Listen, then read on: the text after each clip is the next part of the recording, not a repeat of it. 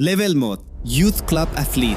The ice is empty at 5 in the morning. Your skates are second-hand. Somebody else's name is still stitched into the collar of your jacket. Your mother sits in the car outside, engine off, coat pulled tight. She will do this 6 mornings a week for the next 4 years. Nobody pays her for this. Nobody asks her to keep a receipt. She keeps one anyway. Every skate sharpening, every gas tank, every entry fee, folded into a shoebox in the hallway closet. The coach calls you talented. He means it as praise. It is also, quietly, the first invoice. Families in this sport spend thousands of dollars a year chasing a single ranking list. Nobody tells you that number out loud. You learn it later, the way you learn most costs in this system, after you've already paid it. Right now, none of that matters. Right now, there is only the sound of blades on fresh ice, and a stopwatch, and a number that might be 1/100th of a second better than last week. Somewhere far above you sits a funding grade you've never heard of. A government program that hands out £7,500 a year to athletes it considers promising enough to invest in. You are nowhere near it. You don't know it exists yet. You just know the ice is cold, and the car is warm, and someone believes in you enough to sit in that cold car and wait. She doesn't know it yet, but the bill for this dream has already started running. Level high, regional Gaichel, state age group competitor. The receipts don't fit in the shoebox anymore. They live in a drawer, then a folder, then a second folder. Your father starts without telling anyone why. Entry fees, hotel rooms, gas for 6-hour drives to meets in towns you'll never visit again. Somewhere in that folder is a number nobody in the family says out loud. It is not small. You are good now, genuinely good. Regional rankings, state titles, coaches from bigger programs start calling. None of them mention money. They talk about opportunity. Opportunity, in this sport, is a word that means someone believes you're worth investment, as long as the investment keeps coming from you. A federation official mentions, almost in passing, that athletes who reach the national tier can eventually qualify for funding, $17,000 a year if you're good enough. If you're consistent enough, if your body holds up long enough to get there. 17,000 sounds like a fortune from where you're standing. It will not sound like one for long. For now, you train, you compete, you watch your father recalculate a budget at the kitchen table. Same time every month. Numbers slightly different. Tension exactly the same. The talent is real, so is the depth it's quietly built. Level BA, National Junior Development Squad. The letter arrives on Federation letterhead. Your name is on it. Congratulations, it says. You have been selected for the National Junior Development Program. There is no check inside. There is a schedule, a set of expectations, and a request that you clear your calendar for the next 18 months. Your family reads it twice, looking for a number. There isn't one. What there is instead is access, better coaching, better facilities, a training group full of athletes just like you. All of them selected, all of them still unpaid. You start to notice something. The higher you climb, the more official the recognition becomes. The less that recognition has to do with your bank account. A funding chart circulates among the older athletes in your training group. A ladder with 4 rungs, from a lowest tier, around £7,500 a year, to a top tier, over $26,000. Nobody in your group has reached the second rung yet. Most people never do. You tell yourself this is temporary. Everyone at this level tells themselves that.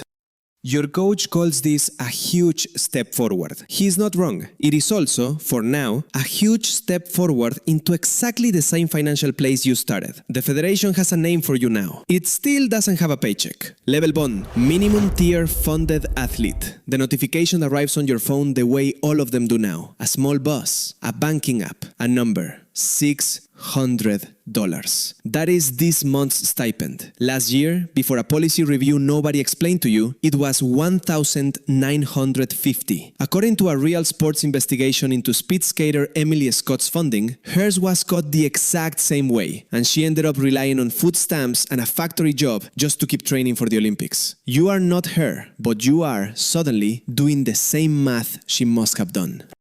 A federal commission, a 277-page congressional report, later put a number on what you're feeling. 59.1% of the executives and board members running national sports organizations earn more than $150,000 a year. 26.5% of currently competing athletes earn less than $15,000. You are almost certainly in the second group. So you take a part-time job, grocery store, warehouse shift, whatever fits around the training schedule built for someone with no other obligations. 30 hours a week on the ice, or the track, or the mat. Another 20 behind the register. Your coach doesn't ask how you afford any of this. He assumes, like everyone above him assumes, that you find a way. Athletes always find a way. That is, functionally, the entire funding model. You are ranked among the best in your country. You still qualify, on paper, for government food assistance. Nobody at the federation calls this a contradiction. They call it the reality of Olympic-level sport. You are starting to wonder if those are the same thing, described by two very different people. Level NAM, Olympic Trials Qualifier, Gagcheo, Alternate. You qualify. It happens on a normal Tuesday, a split second, a name on a scoreboard, a coach screaming somewhere behind you. For about 4 minutes, you are pure joy. Then your phone buzzes. Your part-time shift for tomorrow has been cancelled. You'll need to find those hours somewhere else this week, on top of a training block that's about to double. This is the moment people usually call making it. Nobody explains that making it and getting paid are two entirely separate systems that happen to share a finish line. So you start asking why. Why is a country's best in the world still paying rent out of pocket? Why does amateur, a word that has followed your entire career, mean something closer to unpaid than pure? Here is what the historical record actually shows. The idea that Olympic athletes should be unpaid amateurs, competing purely for love of the sport, is not an ancient tradition. According to sport historians, it was substantially constructed in the early 20th century by the British historian E. Norman Gardiner, who framed professional athletics as decline from a supposed golden age. Revisionist classical scholars, including David C. Young, have since concluded that the ancient Greeks had no real concept of amateurism at all. Many ancient Olympic athletes were, in practice, semi-professionals, because only the wealthy could afford years of training and the journey to Olympia in the first place. The purity the modern games claim to protect was never historically accurate. It was a story, written down 100 years ago, that happened to justify not paying the people doing the competing. You think about Jim Thorpe. In Chinchamuimihai, King Gustav V of Sweden handed him 2 Olympic gold medals and told him, "Sir, you are the greatest athlete in the world." Thorpe's entire reply was 2 words, "Thanks, King." Within a year, those medals were stripped because he had once played minor league baseball for a small paycheck. The rule that stripped him wasn't ancient, it wasn't sacred, it was invented, and it was enforced against the athletes with the least power to fight back. It would take 110 years for his medals to be fully restored. The poverty you're living through right now was never an accident of amateur spirit. It was, and still is, the business model. Now you know why the poverty was never called a flaw. It was called tradition. Level C, Olympic team member. You walk into the Olympic Village for the first time. Credentials around your neck, cameras everywhere. Your name printed on a laminated card that opens doors you've never stood behind.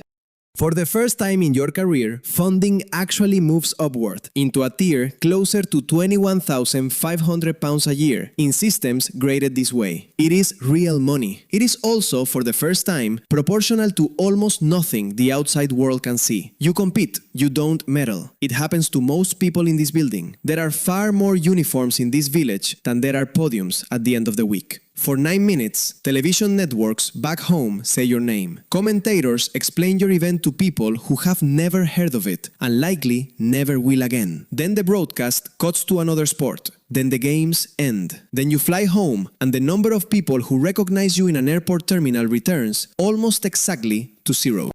Nobody prepares you for how fast that happens. The federation doesn't either. There is no meeting, no line item in the funding chart for the week after the world stops watching. You still have 4 more years of training ahead of you. Same stipend, same system, same 9 minutes whenever they come around again. For 9 minutes, the whole world knew your name. It already forgot by breakfast. Level by Olympic medalist. The medal goes around your neck under stadium lights brighter than anything you trained under. Somewhere in the stands, your mother is crying into a coat she bought for a much colder rink years ago. In the United States, a bronze earns a one-time bonus of $15,000. Silver earns $23,000.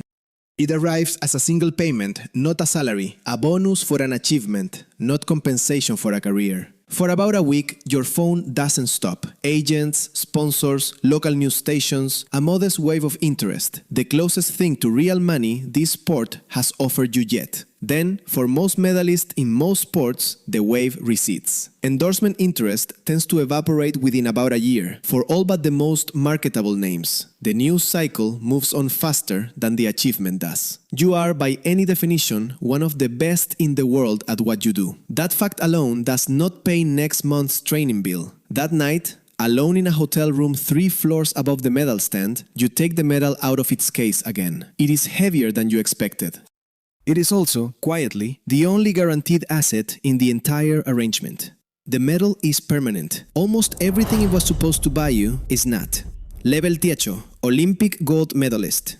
Gold changes the math, at least for a while. In the United States, it comes with a one-time bonus of $37,500, the largest single check this system will ever hand you. In funding-graded countries like the UK, the top tier tops out around £26,500 a year. Magazine covers happen, brand deals happen, at least the modest kind. For the first time in this hierarchy, the number attached to your name looks like it might mean something close to security. The same week, the organization's annual financial filing becomes public. Somewhere in it, a name and a salary.